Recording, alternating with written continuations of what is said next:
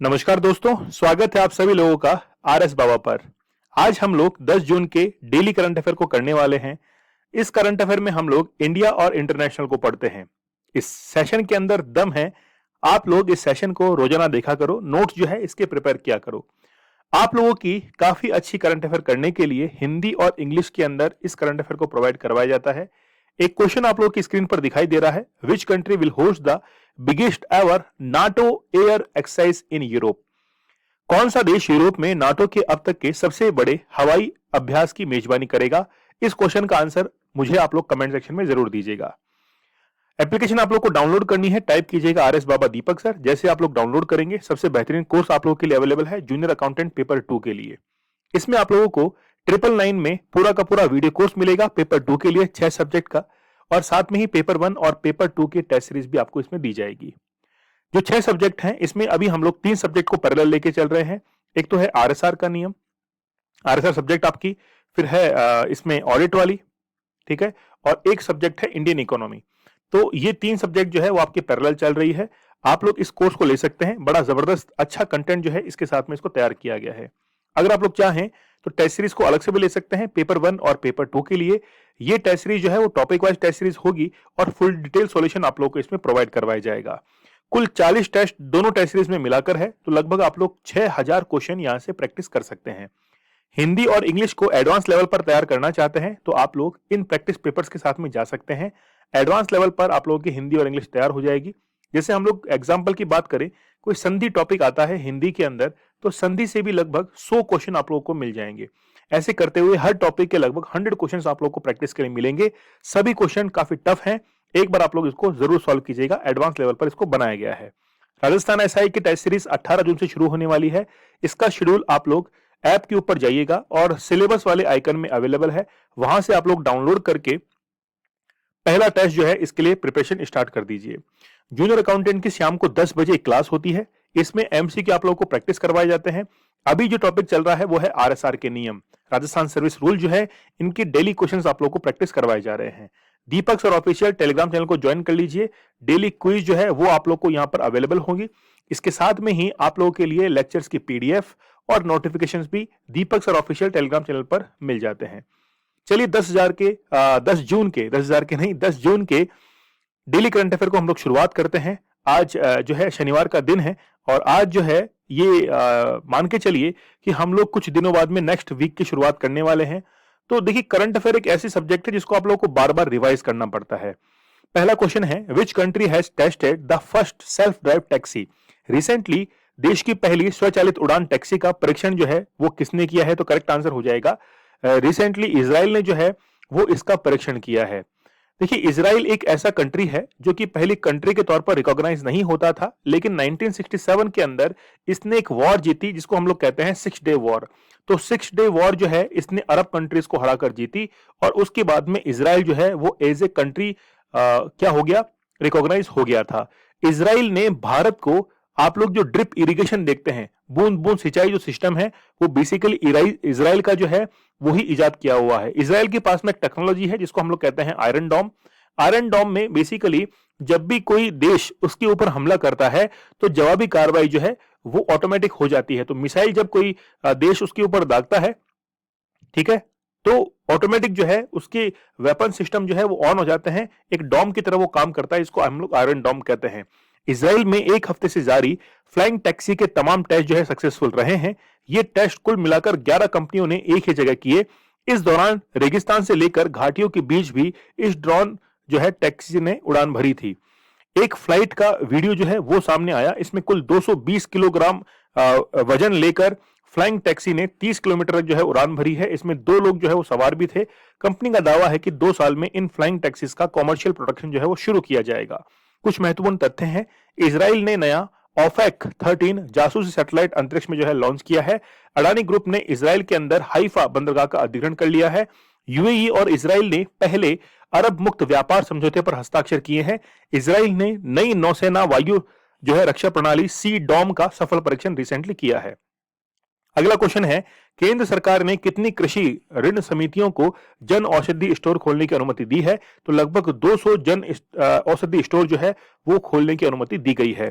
केंद्र सरकार ने देश भर की 2000 प्राथमिक कृषि ऋण समितियों को जन औषधि केंद्र खोलने की अनुमति देने का फैसला किया है। इसके लिए 2000 पैक्सों की पहचान जो है, मतलब हम लोग कह सकते हैं कि पैक्स जो है उनकी पहचान की गई है।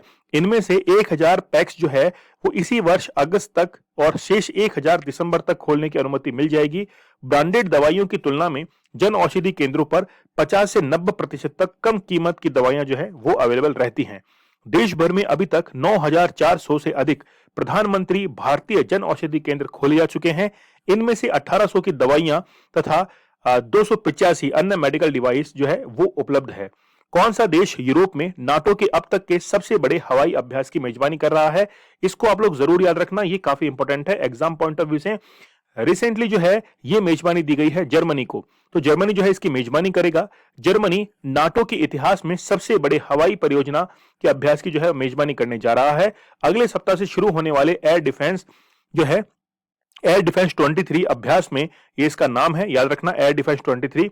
इसमें 25 देशों के लगभग 10,000 प्रतिभागी और 250 विमान नाटो सदस्य देश पर नकली हमले का जो है वो जवाब देंगे। प्रशिक्षण युद्धाभ्यास में भाग लेने के लिए अकेले संयुक्त राज्य America 2000 US air national guard कर्मियों और लगभग 100 विमानों को जो है वो भेज रहा है। देखिए, हम लोग नाटो की बात करें तो नॉर्थ अटलांटिक ट्रीटी ऑर्गेनाइजेशन इसका फुल फॉर्म है। इसके जो हेडक्वार्टर्स हैं ब्रुसेल्स के अंदर है, ध्यान रखना ब्रुसेल्स में जो है इसके हेडक्वार्टर हैं। जब पूंजीवादी देश यानी कि सेकेंड वर्ल्ड वॉर के बाद में अमेरिका और उसके समर्थित देश जो थे उन्होंने नाटो का जो है एक ग्रुप का निर्माण किया था, है ना, जबकि जो रशियन यानी कि यूएसएसआर फेडरेशन जो था इसके द्वारा एक मिलिट्री ग्रुप जो है वो भी बनाया गया था वासेनार के नाम से। तो नाटो और ये जो है वासेनार ये दोनों एक अपोजिट ग्रुप थे, मिलिट्री ग्रुप जो है बनाए गए थे। किस राज्य ने नंद बाबा दुग्ध मिशन जो है इस योजना की शुरुआत की है? तो फोर्थ क्वेश्चन का करेक्ट आंसर हो जाएगा उत्तर प्रदेश के द्वारा इस दुग्ध मिशन का शुरुआत की गई है। उत्तर प्रदेश को दुग्ध विकास और दुग्ध उत्पादन के क्षेत्र में अग्रणी राज्य बनाने के लिए राज्य सरकार ने 6 जून को 1000 करोड़ रुपए की लागत से नंद बाबा दुग्ध मिशन जो है इसकी योजना की शुरुआत की है। यह मिशन दुग्ध उत्पादकों को डेयरी सहकारी समितियों के माध्यम से गांवों में उचित मूल्य पर अपना दूध बेचने की सुविधा प्रदान करने के लिए लागू किया गया है। इस मिशन के तहत उत्पादकों के गांवों में ही दूध की बिक्री की सुविधा के लिए डेयरी किसान उत्पादक संगठन यानी डेयरी एफपीओ बनाने का प्रस्ताव जो है वो किया गया है। भारत विश्व का सबसे बड़ा दूध उत्पादक देश है जो 23% का वैश्विक उत्पादन करता है। इसके बाद संयुक्त राज्य अमेरिका, चीन, पाकिस्तान और ब्राजील आते हैं। उत्तर प्रदेश भारत में सबसे अधिक दूध उत्पादन करने वाला राज्य है। भारत में कुल उत्पादन में 17% से अधिक की हिस्सेदारी करता है। भारत में दूध की उपलब्धता प्रति व्यक्ति जो है वो प्रतिदिन 406 ग्राम रखी गई है। तो ये कंटेंट जो है वो काफी इंपॉर्टेंट है, आप लोग इसको जरूर याद रखिएगा। कुछ महत्वपूर्ण तथ्य हैं, जैसे 13वीं हॉकी इंडिया सब जूनियर पुरुष राष्ट्रीय चैंपियनशिप उत्तर प्रदेश ने जीती है।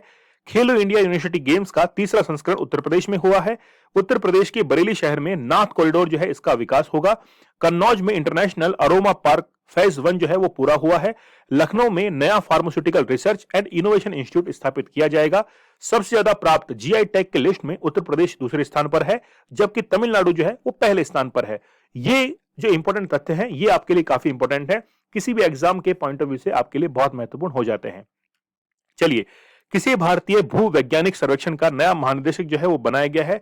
तो रिसेंटली जनार्दन प्रसाद जो है वो क्या बने हैं, नए महानिदेशक बने हैं, director general of geological survey of India. तो जनार्दन प्रसाद को भारतीय भू वैज्ञानिक सर्वेक्षण का नया महानिदेशक नियुक्त किया गया है। प्रसाद ने 174 साल पुरानी संस्था की कमान जो है वो संभाली है। उन्होंने डॉक्टर एस राजू का स्थान लिया है जो 2020 से महानिदेशक हैं। भारतीय भू वैज्ञानिक सर्वेक्षण खान मंत्रालय से संबंध कार्यालय का मुख्यालय शहर में है, जिसके 6 क्षेत्रीय कार्यालय हैं, रीजनल ऑफिसेस हैं लखनऊ, जयपुर, नागपुर, हैदराबाद, शिलोंग और कोलकाता के अंदर है। अगला क्वेश्चन देखिए, किसके द्वारा लिखित पुस्तक नालंदा का विमोचन हुआ है? तो रिसेंटली अभय के द्वारा ये किताब जो है वो लिखी गई है, नालंदा, इसका विमोचन किया गया है। कवि राजनयिक अभय की पुस्तक नालंदा, जिसके अधिग्रहण की घोषणा पेंगुइन रैंडम हाउस इंडिया के द्वारा की गई है, बिहार में शिक्षा की प्राचीन सीट के जो है इतिहास पर यह प्रकाश डालती है। पुस्तक विजेता कवि और लेखक अभय की नई पुस्तक जिसका शीर्षक नालंदा है, उनकी बहुप्रतीक्षित पुस्तक है जो पाठकों को समय और इतिहास के माध्यम से ज्ञानवर्धक यात्रा पर ले जाने के लिए तैयार है। यह पुस्तक विंटेज छाप से अगले साल अक्टूबर 2024 में रिलीज होने वाली है। अभय ने पुस्तक के माध्यम से पाठकों को दुनिया का पहला विश्वविद्यालय, श्रम साध्य अनुसंधान और मनोरमा कथा के माध्यम से नालंदा के महाविहार की असाधारण यात्रा को उजागर करने के लिए आमंत्रित किया है। इसकी स्थापना से लेकर इसके दुर्भाग्यपूर्ण विनाश और 21वीं सदी में नालंदा विश्वविद्यालय के रूप में इसके पुनरुत्थान तक पुस्तक इस प्रतिष्ठित संस्थान की असाधारण कहानी को उजागर करती है। अगला क्वेश्चन देखिए, कौन सा देश क्रूड स्टील का दूसरा सबसे बड़ा उत्पादक जो है वो बन चुका है? तो जापान जो है वो विश्व का दूसरा सबसे बड़ा उत्पादक बन चुका है। तो जापान को पीछे छोड़कर, अच्छा जापान को तो पीछे छोड़ दिया है, इंडिया बन चुका है। करेक्ट आंसर हमारा सी हो जाएगा। जापान जो है उसको पीछे छोड़ दिया है, सेकंड नंबर पर आ चुका है। इंडिया जो है वो फर्स्ट नंबर पर आ चुका है। तो जापान को पीछे छोड़कर भारत विश्व का दूसरा सबसे बड़ा इस्पात स्टील उत्पादक जो है वो बन गया है। वापस से करेक्ट कीजिएगा इन्फॉर्मेशन को, भारत दूसरे नंबर पर है, थर्ड नंबर पर है जापान, है ना। भारत जो है वो सेकंड नंबर पर है, जापान थर्ड नंबर पर है, चाइना फर्स्ट नंबर पर है। ओके, चलिए, तो वर्ल्ड स्टील एसोसिएशन की रिपोर्ट के अनुसार स्टील उत्पादन में चीन जो है वो पहले स्थान पर है और वैश्विक स्तर पर कुल स्टील उत्पादन में उसकी हिस्सेदारी 51% तक है। कुछ महत्वपूर्ण तथ्य हैं। कावा महिला चैलेंज कप 2023 का खिताब भारत ने जो है रिसेंटली जीत लिया है। 60% वैश्विक मातृ मृत्यु वाले 10 देशों की सूची में भारत शीर्ष स्थान पर है। श्रीलंका के पर्यटन क्षेत्र में भारत ने शीर्ष स्थान हासिल किया है। भारत ने म्यांमार के सितवे बंदरगाह का संचालन शुरू कर दिया है। आईसीसी पुरुष टेस्ट टीम रैंकिंग में नंबर 1 टेस्ट टीम का भारत ने जो है भारतीय टीम बनी है। यूरोप में रिफाइंड ईंधन का सबसे बड़ा आपूर्तिकर्ता भारत जो है वो बन चुका है। यहां से ये जो है सितवे बंदरगाह, ये आपके लिए काफी इंपॉर्टेंट है। लोकेशन इसकी पूछ सकता है कि कहां पर ये स्थित है। किस देश ने स्वास्थ्य और अन्य नाजी प्रतीकों पर प्रतिबंध लगाने की रिसेंटली जो है वो योजना बनाई है?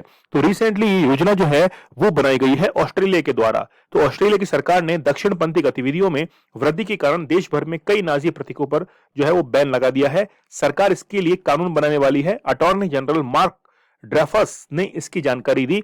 अधिकांश ऑस्ट्रेलियाई राज्य पहले से ही ऐसी नाजी प्रतीकों पर प्रतिबंध लगा चुके हैं, लेकिन संसद के इस संघीय कानून से ऐसे प्रतीकों का इस्तेमाल जो है वो कम होने की उम्मीद है। जर्मन शासक हिटलर अपने झंडे में 45 डिग्री झुका हुआ स्वास्तिक इस्तेमाल करता था, जिसे हैकन क्रेज जो है कहा जाता था। वेरी गुड, बहुत अच्छी नॉलेज है।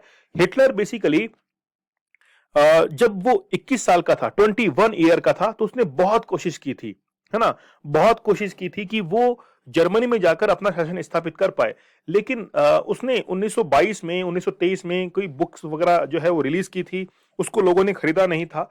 उसके बाद जब वो 1928 के अंदर शासक बना, उसके बाद में उसने क्या किया, लोगों पर इस चीज को प्रेशराइज किया कि आपको किताब खरीदनी ही है। यह हिंदुओं के स्वास्तिक से अलग था। इस चिन्ह को हिंसा का प्रतीक जो है वो कहा जाता था। कुछ महत्वपूर्ण तथ्य हैं। ऑस्ट्रेलिया के ब्रिस्बेन में भारत के नए वाणिज्यिक दूतावास का निर्माण करेगा। ऑस्ट्रेलिया में हैरिस पार्क का नाम बदलकर लिटिल इंडिया जो है वो किया गया है। ये क्वेश्चन आ सकता है कि पार्क का नाम क्या है, हैरिस पार्क, और नाम बदल दिया गया है little India. In person quad summit की मेजबानी ऑस्ट्रेलिया करेगा। भारतीय उद्योगपति रतन टाटा को विशिष्ट सेवा के लिए ऑर्डर ऑफ ऑस्ट्रेलिया में नियुक्त किया गया है। ठीक है। राजीव सिन्हा को किस राज्य का चुनाव आयुक्त नियुक्त किया गया है? तो वेस्ट बंगाल के अंदर इनको इलेक्शन कमिश्नर अपॉइंट किया गया है।